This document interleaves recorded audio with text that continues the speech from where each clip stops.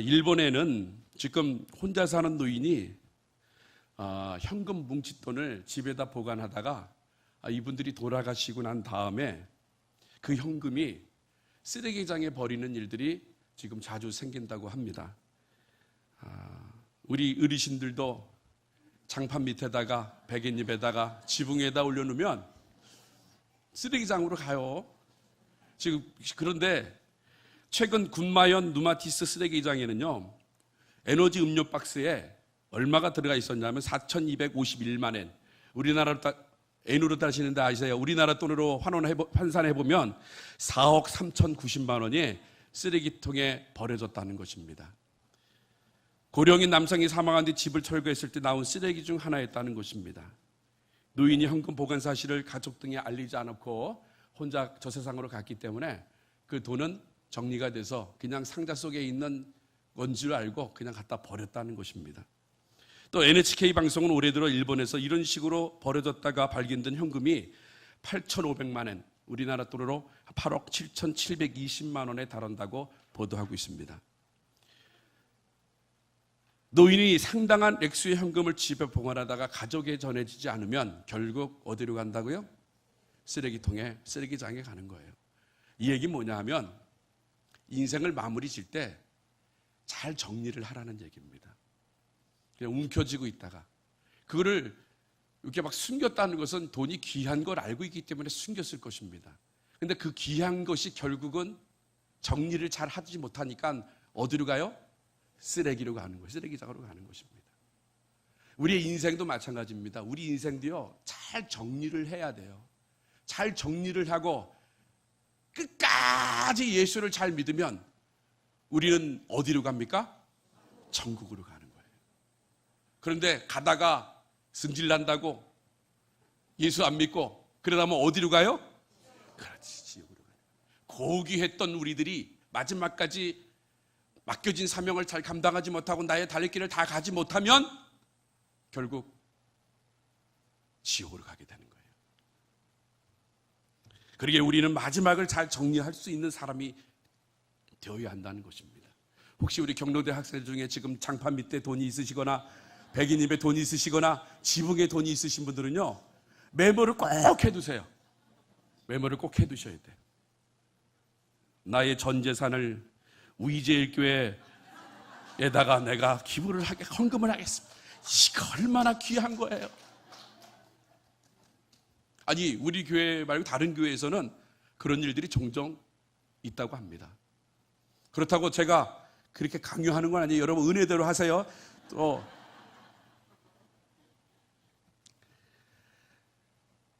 어느 과학자가요, 자기의 인생에 40 정도 된 과학자가, 젊은 유명한 과학자가 암이 걸렸습니다.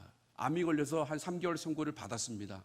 3개월 선고를 받으니까 그가 마지막에 하고 싶은 것이 무엇이냐 하면 강단에서 어떻게든 강단에서 죽고자 하는 마음을 가졌어요. 왜 강단에서 죽고자 하는 마음을 가졌냐 하면 자기 자식들이 아버지의 마지막 모습이 어떤 모습을 가지고 있었는지를 기억하기 위해서 강단에서 죽을 각오를 하면서 강의를 했습니다.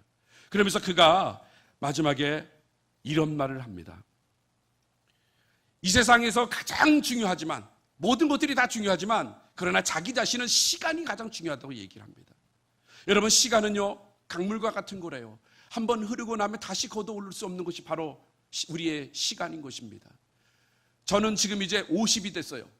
40대까지만 해도 저는 인생은 40km로 걸어갔기 때문에 참 늦게 갔는데 50이 딱 되고 나서 50km로 가니까 일주일이 금방 가요. 그런데 여기 계시는 분은 80 계신 분들이 계시니까 80km로 가면 과속인 거예요. 하루가 어떻게 가는 줄 몰라요. 한 달이 금방 가고 1년이 금방 가는 거예요. 우리가 이 마지막 때에 우리가 시간을 잘 지켜야 된다는 거예요. 이 과학자는 그렇게 얘기합니다. 시간이 중요하다. 왜냐하면 시간은 여러분들이 생각하는 만큼 남아있지 않다는 얘기입니다. 시간은 우리가 가진 가장 큰 전부이다, 이렇게 얘기를 하고 있습니다. 시간은 당신이 가진 전부이기 때문에 어느 날 갑자기 깨닫게 되는 것은 정말 우리가 쓸 수 있는 시간이 극히 적구나라고 생각한다는 것입니다. 그래서 영국 더 선지가 80년의 인생을 살면서 80년 동안 소비한 시간을 발표했는데요. 그 1위가 뭐냐면 일하는 시간이 26년이 된다고 합니다. 일하는 시간이 26년. 그리고 잠자는 시간이 25년. 잠자는 시간이 25년. 23만 9천 시간을 잠을 잔다고 합니다. 그리고 TV 보는 시간이 10년이라고 얘기를 합니다. 시간으로 따지면 8만 7,600시간을 텔레비전 앞에서 멍 때리면서 텔레비를 보고 있고, 텔레비에서 나오는 연속극만 보면 눈물 흘리고 그러고 있어요. 몇 년을? 10년을. 먹는 시간이 몇 년이냐면 먹는 시간이 6년이랍니다. 6년 동안 먹어요. 시간으로 따지면 5만 2,560시간을 먹는 데 소비하고 있습니다. 전화 받는 시간이 4년입니다. 3만 5,040시간을 전화를 받고 있습니다. 특별히 남자분들은 3만 5,040시간이지만 여자들은 아마 8년일 거예요.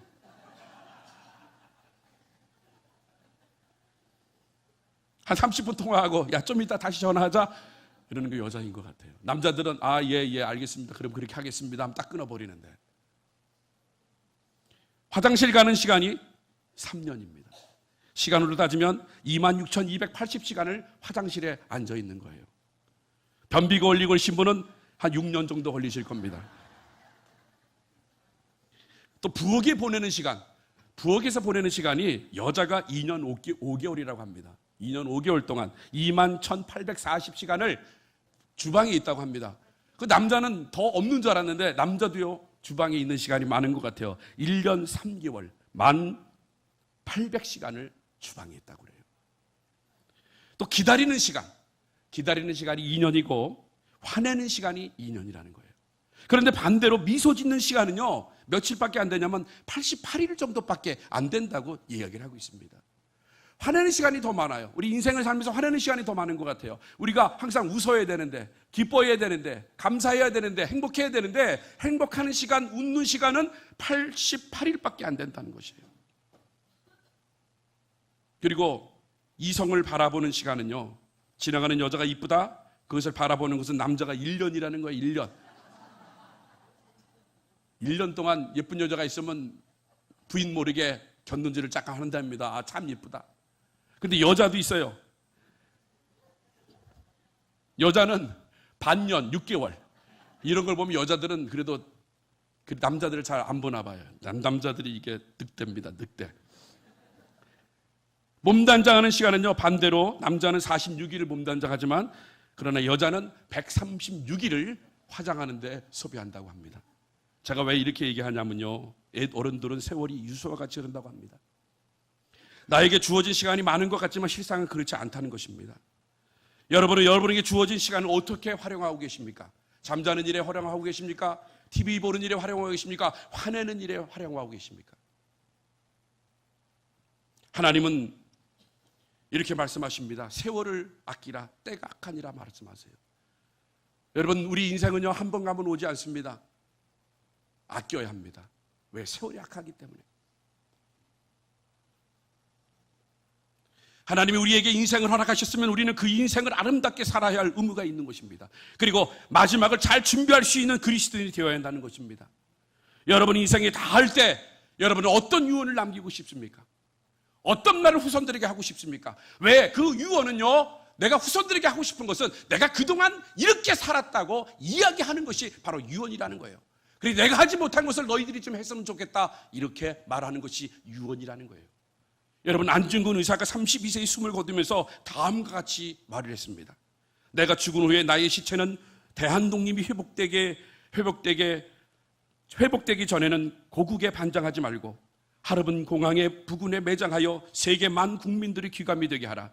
우리 국권이 회복되거든 고국으로 반장해다오. 나는 천국에 가서 마땅히 우리나라의 독립과 자유의 회복을 위하여 힘쓸 것이다. 대한 독립의 소리가 천국에 들려오면 나는 마땅히 춤을 추며 만세를 부를 것이다. 여러분, 비록 짧은 인생을 산 안중근 의사지만 그 32년 동안 그가 꿈꿨던 것이 대한 독립을 바라고, 그리고 그 죽은 후에도 이루지 못한 대한 독립을 위하여 헌신했다는 것이에요. 그만큼 유언이라는 것은 자기가 이 땅에 살면서 어떻게 살았는가를 보여주는 것이 유언이라는 것이에요. 그런데 오늘 우리가 읽은 사무엘상 12장도 마찬가지입니다. 사무엘이 자신이 지난 모든 사역과 삶의 부끄러움이 없음을 백성들에게 확인시켜주고 있습니다. 그리고 이스라엘의 불순종 악을 책망하면서 오직 하나님만을 섬길 것을 권면하고 있습니다. 그렇지 않을 때 징벌을 받을 것을 경고합니다. 사무엘은 이스라엘의 왕이 그들을 구원하는 것이 아니라 구원은 오직 하나님의 손에 달려있기 때문에 너희들도 나와 같은 삶을 살라고 그가 유언 마지막 골별 설교를 사무엘상 12장에 하고 있는 것입니다. 그런데 사무엘이요, 자신의 삶을 회고하면서 당당하게 외칠 수 있었던 것이 있었습니다. 그것은 바로 1절, 2절, 그리고 13절, 16절에 나오는 거예요. 보라라는 말이 4번이 나옵니다. 여러분, 보라라는 말을 언제 합니까? 자신 있을 때 얘기하는 거예요. 보라, 보라. 여러분, 우리 한번 1절 말씀입니다. 우리 1절 말씀을 다시 한번 봉독해 보겠습니다. 어떤 말을 했는지 1절입니다. 우리 1절 다 같이 합니다. 시작. 사무엘이 온 이스라엘에게 이르되 보라, 너희가 내게 한 말을 내가 다 듣고 너희의 위에 왕을 세웠다. 왕을 세웠다는 거예요. 왕을 세웠다고, 훌륭한 왕을 세웠다고 얘기합니다. 또 2절 말씀입니다. 2절 말씀 시작. 이제 왕이 너희 앞에 출입하느니라. 보라, 나는 늙어 머리가 휘었고 내 아들도 너희와 함께 있느니라. 내가 어려서부터 오늘까지 너희 앞에 출입하였다. 보라, 나는 나이 늙어서 머리가 휘어졌지만 그러나 나는 언제나 어디서나 함께했다 얘기하고 있습니다. 그리고 13절입니다. 우리 13절 봉독합니다. 시작. 이제 너희의 구한 왕, 너희의 택한 왕을 봐라. 여호와께서 너희의 왕을 세우셨느니라. 보라, 보라, 너희가 바라는 왕을 세웠다 얘기하고 있습니다. 그리고 16절입니다. 16절 봉독합니다. 시작. 너희는 이제 가만히 있어서 여호와께서 너희 목전에 행하시는 이 큰 일을 보라. 하나님 행하신 일을 보라. 자기는 여태껏 하나님 행하신 일들을 따랐다는 거예요. 그러니까 너희들도 마찬가지로 하나님 행하시는 일을 보라 얘기하고 있다는 것입니다.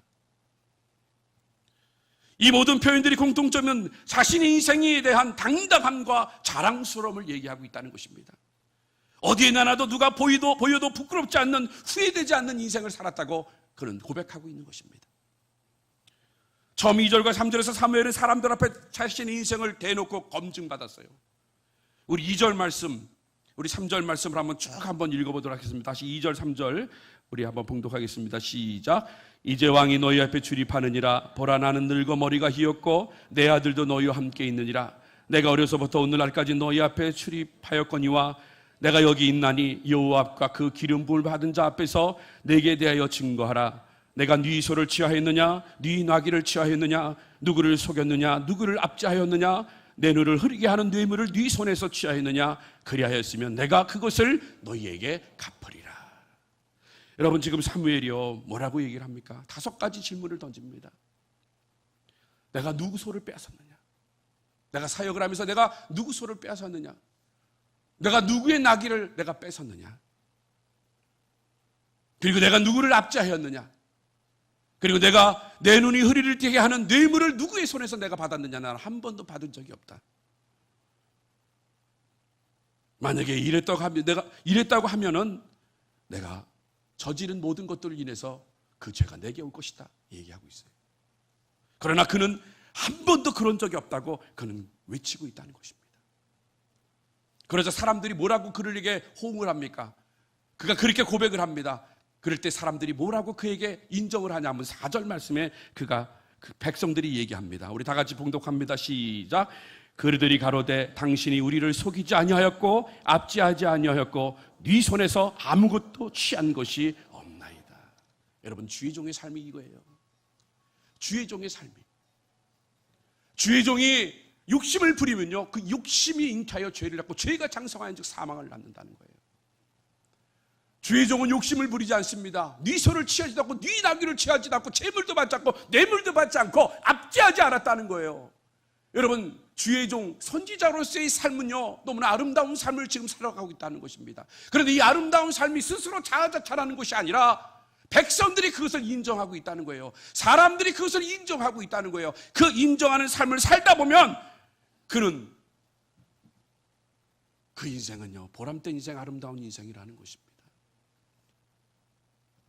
그런데 오늘 사무엘을 보면요, 그렇지 않았다는 것이에요. 사람들이 그를 인정했다는 것입니다. 저 사람은 정말 주의 종이다. 저 사람은 정말 훌륭한 사람이다. 저 사람은 주의 종으로서 이 세상에 살 때 부끄러움 없는 삶을 살았다. 이렇게 증거하고 있다는 것입니다. 사랑하는 성도 여러분, 저와 여러분들이 그런 삶을 사시기를 바랍니다. 여러분, 우리가 크리스찬이라고 하면 크리스찬답게 이 땅에 살아야 되는 거예요. 하나님이 원하시는 삶을 살기 위해서 우리는 이 땅에서 토색하는 일이나 착취하는 일이나 압제하는 일이나 그리고 남의 것을 갖고자 하는 욕심을 우리가 버리는 마음을 우리가 가져야 한다는 것이에요.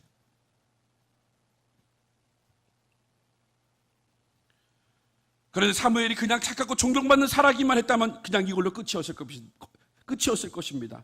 그런데 자신의 인생 회고의 가장 중요한 하나를 더 이야기하고 있습니다. 바로 5절 말씀을 한번 다 같이 봉독하도록 하겠습니다. 12장 5절입니다. 시작. 사무엘이 백성에게 이르되 너희가 내 손에서 아무것도 찾아낸 것이 없음을 여호와께서 너희에게 대하여 증거하시며 그 기름 부음을 받은 자도 오늘날 증거하느니라. 그들이 가로되 그가 증거하시나이다. 아멘. 여호와께서 증거하신다 얘기하고 있어요. 여러분, 하나님께서 인정하시는 삶을 살았다는 건요, 굉장히 기쁜 삶이에요. 저는 오늘 여기 계신 분들이요, 사람들한테 인정받는 삶을 살 뿐만 아니라 하나님께 인정받을 수 있는 저와 여러분이 되시기를 바랍니다. 그것이 가장 소중한 거예요. 내가 나중에 심판대 앞에 섰을 때 하나님께서 뭐라고 얘기하세요? 야, 너는 내가 보증한다. 내가 너는 증거한다. 이렇게 얘기할 때 얼마나 기쁜 마음이 들겠습니까? 그러게 우리는 이 땅에서 잘 살아야 한다는 거예요. 이 땅에서 행복한 삶을 살아야 한다는 거예요. 이 땅에서 기쁜 삶을 살아야 한다는 거예요. 내 마음대로 살고 내 욕심대로 살고 내 감정대로 살다 보면은 결국 나중에 하나님께서 우리를 모른다 얘기할 수 있다는 것이에요. 여러분, 우리가 많은 사람들이 그런 얘기를 합니다. 큰 집을 갖고 있고 큰 차를 타고 다니면 다 뭐라고 얘기해요? 잘 산다 이렇게 얘기를 하죠. 아, 저 사람 참 잘 산다 얘기를 해요. 또 얼마 돈도 없고 사골상에서 빨면 사람들이 뭐라고 얘기합니까? 저 사람 다 못 산다 얘기해요. 여러분, 그게 틀린 말이에요. 여러분, 돈이 있다고 잘 사는 게 아니에요. 그렇다 돈 없다고 못 사는 게 아닙니다. 돈이 없다는 것은 좀 불편할 뿐이, 가난하지 좀 불편할 뿐이지 못 사는 게 아니라는 거예요. 돈이 없어도 행복하게 살 수 있고 돈 없어도 잘 살 수 있다는 거예요. 그러니까 우리들요, 우리 입속에서 항상 그래야 돼요. 나는 지금 잘 살고 있다 이렇게 고백하셔야 돼요. 여러분, 돈의 기준이 되지 마시고 누구의 기준이 되셔야 됩니까? 하나님의 중심의 기준이 되어야 한다는 거예요. 내가 이런 어려움 속에 믿음을 지켰다. 내가 어떤 일이 있어도 나는 주님을 사랑하고 어떤 일이 있어도 나는 하나님께 영광을 돌리고 복음 전하는 일에 힘쓸 수 있는 사람이 되겠다. 이런 마음을 가지고 있는 사람은요, 이것이 잘 사는 사람인 줄로 믿습니다. 그러므로 여러분, 잘 사시기를 바랍니다. 행복하시기를 바랍니다. 기쁘시기를 바랍니다. 우리 특별히 경로대 학생들이요, 잘 사세요. 지금까지 너무나 잘 사세요. 우리 경로대 학생들이 토요일마다 오시면서 오실 때마다 예쁘게 꽃단장하고 오세요. 화장에, 얼굴에다가 화장도 하고 오시고 집에 있는 좋은 옷을 입고 이렇게 오시고, 그리고 찬송할 때도 박수치며 찬송하고 설교를 들 때도 박수치며 설교를 듣고, 그리고 모든 이부 순서할 때도 적극적으로 참여하는 모습을 봤을 때 이것이 잘 사는 것이에요. 우리가 돈이 없다, 그게 못 사는 게 아니에요. 그건 우리가 잘 사는 거, 지금 현재 있는 거 잘 사는 거예요.